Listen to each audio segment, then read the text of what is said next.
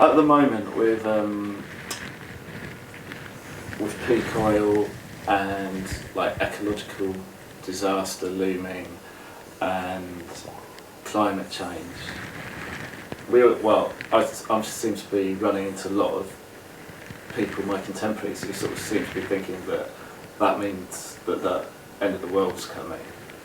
Do you think the apocalypse is around the corner, or do you think that's just...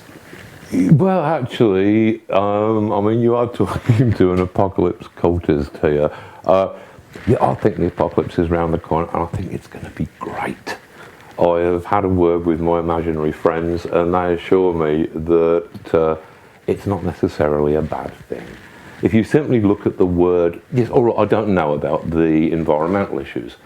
I would say that the picture is perhaps not quite as bleak as it is painted, because if you look at the long view upon these things, we have had industry for the merest blink of an eye of mankind's overall development.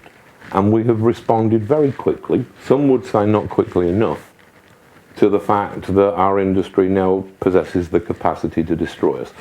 Yes, that might happen. But I think, when I'm thinking about apocalypse, I'm thinking about something that happens in the human mind, and only happens in the human mind. The word apocalypse means revelation. That's all it means, although it has come to mean end of the world. Now, I think that that is possibly true, but you have to decide what you mean by world. And I don't think that the end of the world means the end of the planet or even of planetary life. I think the world is something which we have constructed. We have made it out of our economies and our philosophies and our prejudices and our bigotries. We've constructed this huge palace of ideas in which we have then been condemned to live.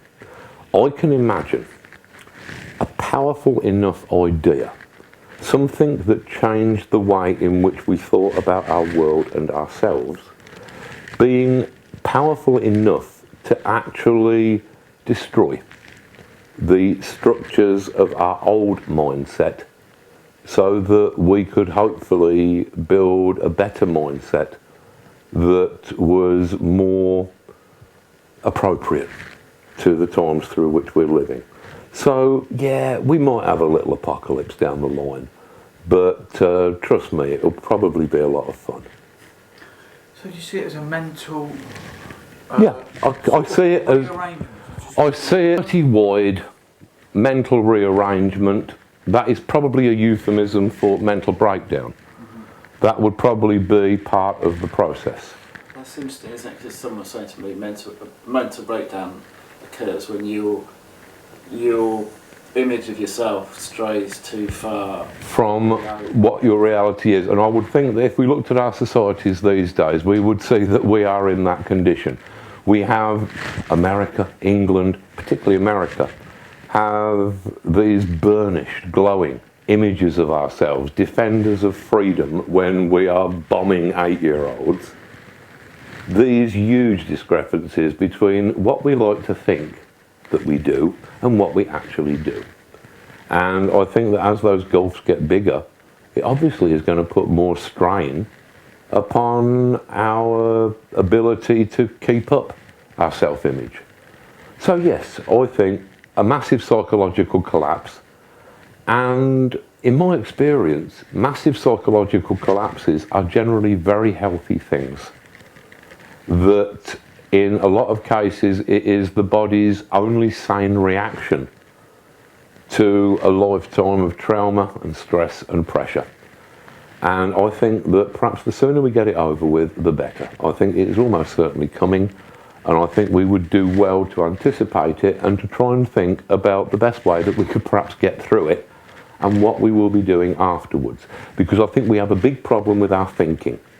We tend to think at this juncture of the 21st century that there are only two possibilities regarding the future. One is that the future will be exactly the same as today, only with smaller radios and smaller cars. So if the future is going to be the same as today, why bother preparing for it?